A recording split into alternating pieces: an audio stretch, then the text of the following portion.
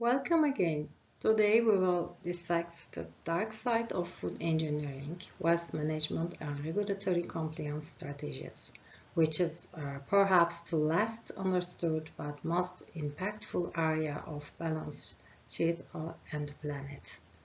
Our title is Regulatory Compliance and Waste Disposal Schemes for National and European Food Systems. However, I prefer to call it the technical guide to not throwing your business future into the trash. As engineers, we are sworn to the laws of thermodynamics. What does the first law say? Matter can neither be created nor destroyed.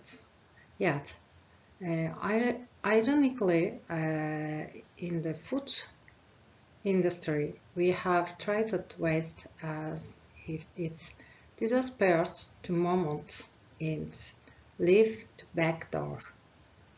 Bad news that matter does not disappear. It transforms into greenhouse gases in the atmosphere, eutrophication in water, or a massive compliance penalty on your corporate financial statements.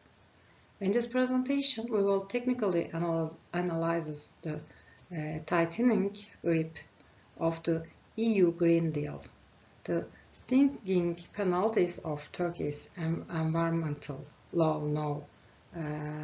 2872, and most importantly, how you can turn this chaos into an opportunity. We will replace the word waste by product with biomass or potential revenue. If you are ready, let's begin this tragic journey. Remember, food waste is not garbage, it's a strategic risk to be managed. Those who fail to manage this risk will soon lose not only their waste but their market share. How you can see the overall framework of the courses and the legal operational perspective we will follow, we will approach food waste not merely as a disposal issue but as a strategic risk and a manageable resource within the circular economy framework. And here you can see the specific competences you are expected to gain by the end of this unit. These objectives move from regulatory interpretation to technical implementation, financial optimization, and internal auditing, ensuring a fully integrated and practice-oriented skill set. It's our visual framework. You can see the visual comparison between the linear and circular economy models. This framework highlights the paradigm shift from a take, make, dispose logic to a design-oriented regenerative system aligned with legal mandates and technical prevention goals.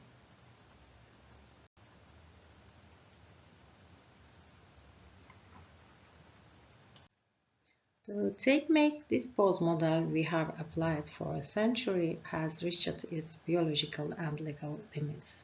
In engineering schools, we were taught efficiency but usually limited to product per unit time. Now the equation has changed. Efficiency is defined as total value derived from unit resource minus environmental footprint. The EU's farm-to-fork strategy is not just a catchy slogan. It's the constitution of food production. It tells us waste management does not start at your factory's dumpster. It starts at the farm where you buy raw materials and ends at the consumer's plate. We call this upstream and downstream management. If you strictly focus on production line wastage, you are missing the big picture. The circular economy mandates designing waste not as a bug in the system, but as a feature and input for another system. If you throw tomato peels away, you are thinking linearly. If you extract lycopene for cosmetics or send it to a biogas plant, you are thinking circularly. Legislation no longer offers a choice. The EU Green Deal has made circularity preconditions for export, a non-tariff barrier. We are no longer have the luxury of saying my waste is no one's business, because that waste now acts like a visa officer at customs. Let's talk about some annoying but vital numbers. Winding targets. The revision of the EU Waste Framework Directive has placed a step bill on the table for member states and those selling to them. There are two critical targets to be reached by 2030. First, a 10% reduction target for the processing and manufacturing sector. I can see the production managers among you smiling slightly. You are thinking we already run at 98% efficiency. Where will we find that 10%? You are right.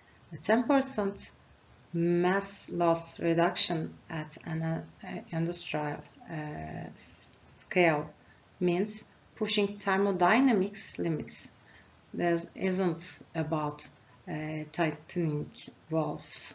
It requires radical process re-engineering or legally reclassifying what you call waste into byproduct. Otherwise, this target is mathematically near impossible. The second target is a 30% per capita reduction in retail and consumption. Why does this concern us? Because retailers will push this pressure back up the supply chain to us. Shelf life extension technologies, portioning strategies, and active packaging come into play here. Sustainable Development Goal 12, Target 12.3 targets have evolved from fancy charts in sustainability reports to KPIs in audits. In summary, a 10% reduction requires 100% engineering effort and 100% legal acumen. The golden rule of engineering is you cannot manage what you cannot measure. The EU Commission's turned this rule into a legal obligation with decision 2018/1597. The days of saying roughly 2 trucks of trash are over. Waste accounting must be as precise and as financial accounting. The critical concept here is mass balance. The formula looks simple. Input equal output product plus stock change plus waste. But practically, balancing this requires sensor equipping every point of the factory. You must know that evaporated water is not waste, but organic load discharged to the server is waste and must be reported. Many businesses fail EU audits due to data gaps because they forgot to report to load sent to the wastewater treatment plant.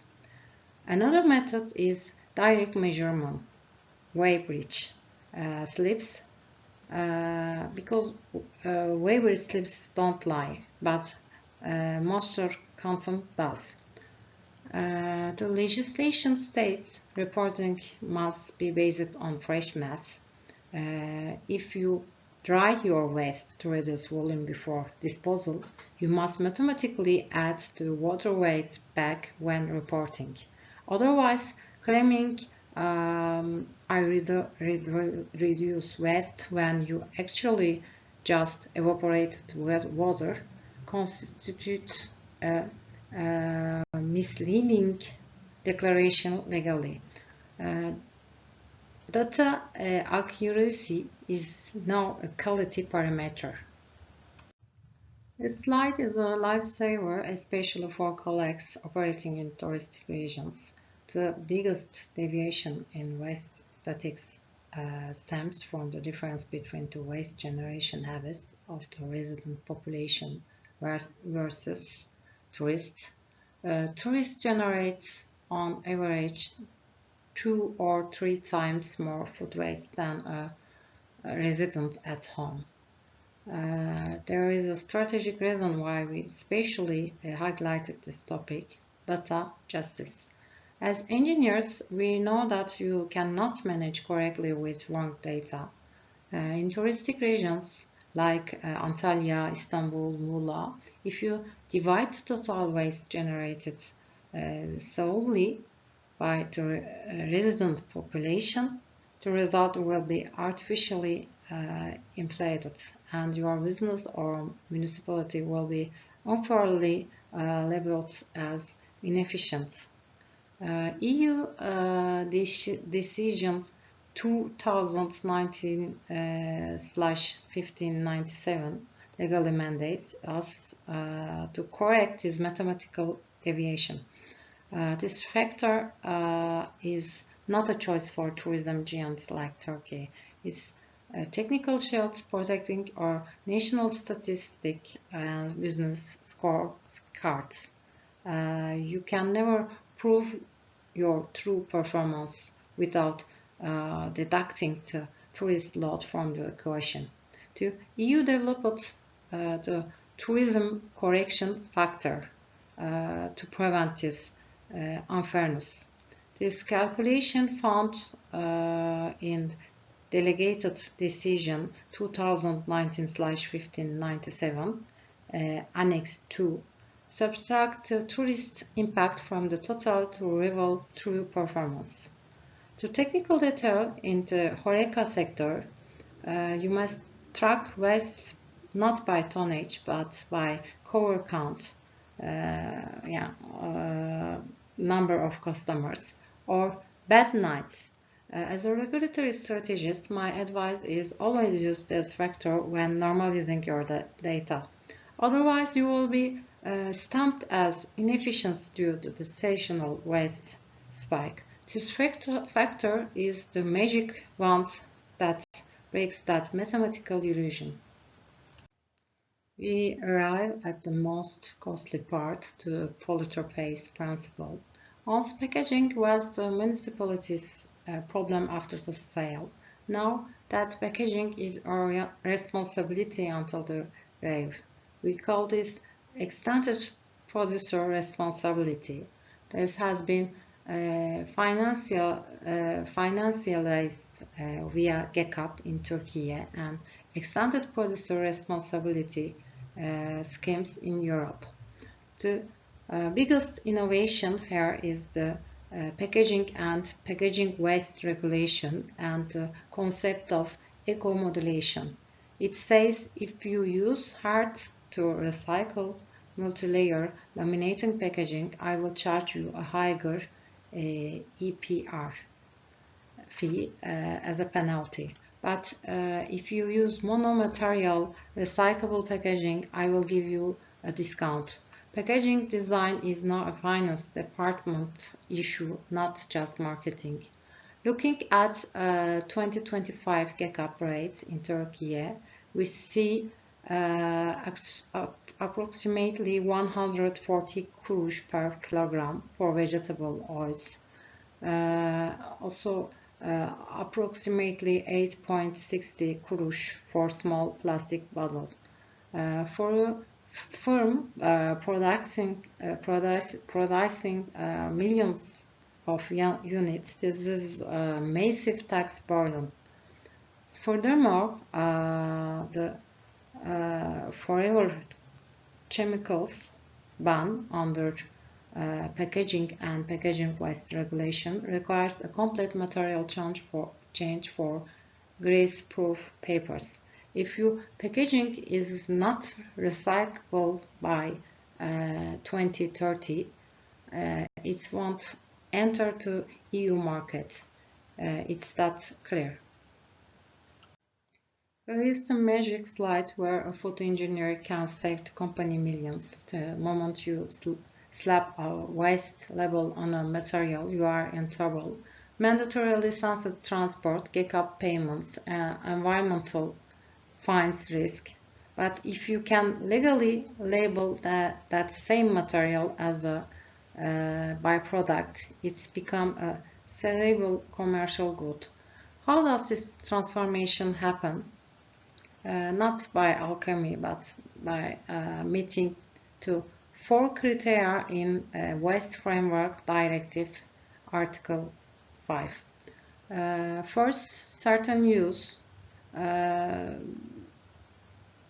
Not maybe someone will take it, but having a buyer and contract ready. Second, direct use. Can you feed weight animals directly without repasteurizing or drying? Third, part of process. Is this material an integral result of the production process? And fourth, legal compliance. Does it contain heavy metal or toxins?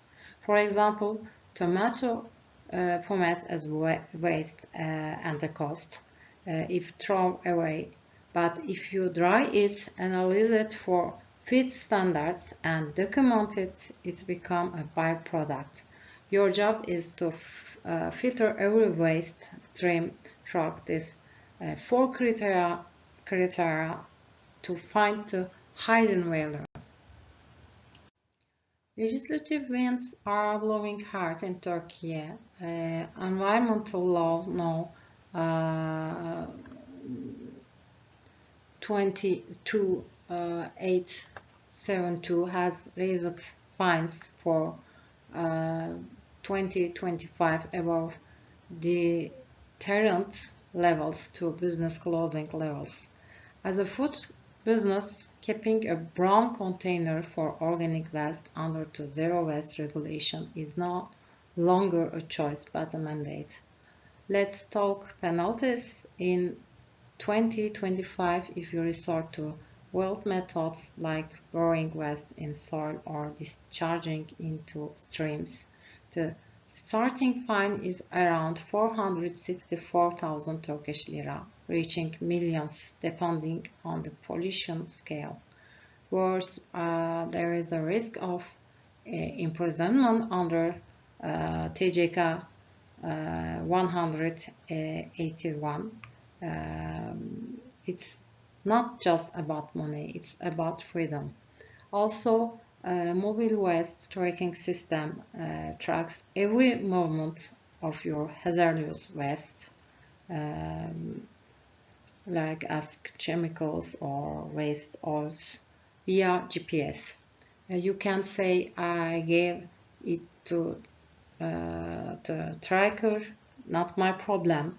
If that tracker dumps it illegally, the system alerts and the fine goes to the producer.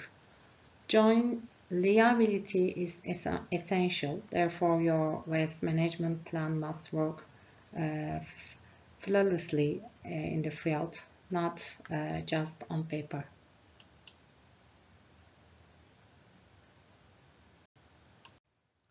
We should not just use the stick. Let's talk about the carrots. One of the most profitable ways to manage food waste into the turn it from waste into the nation. Turkey has one of the world's most generous tax incentives for food banking. Let's say a pallet of products is nearing its expiry. If you destroy it, you pay transport, disposal fee, and write it off as a loss. But if you donate it to a registered food bank, one, you deduct 100% of the cost value from your income tax base. 2. You pay no value-added tax on this transaction. This is a method of financially profiting from waste. Your CFO might hug you upon hearing this. Donating instead of destroying is not just a relief for the conscience, but a rational financial strategy. Don't throw, donate, will the tax shield and create social benefit. That should be our slogan. Theory is fine, but engineering happens in the field. If an auditor visits your factory tomorrow, what would they look for? Here is your cheat sheet. First, segregation. If an apple core is in the blue bin or a plastic bottle in the brown bin, your zero waste certificate is at risk. Staff training is mandatory. Second, cross-contamination. Does your waste route cross your raw material route? It's a question. Does the staff washing waste bins return to the line without changing gear? This is a major non-conformity for food safety. Third, data consistency. Do your weighbridge slips match the data entered into the ministry system and your production wastage reports? If production says 5% wastage but waste output show 2%, the auditors ask, where is the other 3%? Did you eat it or dumped it illegally? Data consistency is the backbone of compliance, never in your technical details like leak-proof storage and cold chain requirements for animal byproducts. For hygiene, fourth, hygiene, it's important, is there is a risk of cross-contamination between waste area and clean production area. France, an era is ending, the landfill era is closing. The EU has set a clear target with the landfill directive. Maximum 10% of municipal waste can be landfilled by 2055. For organic waste, the ban starts much earlier. Why? It's because burning organic waste generates methane, greenhouse gas, 28 times more potent than carbon dioxide in aerobic conditions. This is an environmental crime. You will no longer be able to send organic waste to trash. The mandatory route, biomethanization or composting. You must plan infrastructure now to turn waste into energy. In the future, landfill tax will rise so high that burning waste will be more expensive than coating it in diamonds. The future is in the biological cycle, returning to the soil not as trash, but as fertilizer or electricity. To wrap up, food engineering is no longer just about producing tasty and safe food. It's about managing the product life cycle. Take these two main ideas with you today. One, data. Mass balance and precise measurement are legal obligations. Don't forget the tourism factor. Two, statute. The greatest engineering success is converting a material from waste statute to the byproduct statute. Three, finance. If CACAP is a cost item, food banking is an opportunity item. Balancing them requires strategic intelligence. 4. Risk. Non-compliance doesn't just mean fines, it means losing to EU market, closing to export door. I will end with this. Sustainability doesn't start with hugging tree, it starts with complying with legislation. Technically equipped, legally savvy food engineers will be the architects of this transformation. Thank you for listening.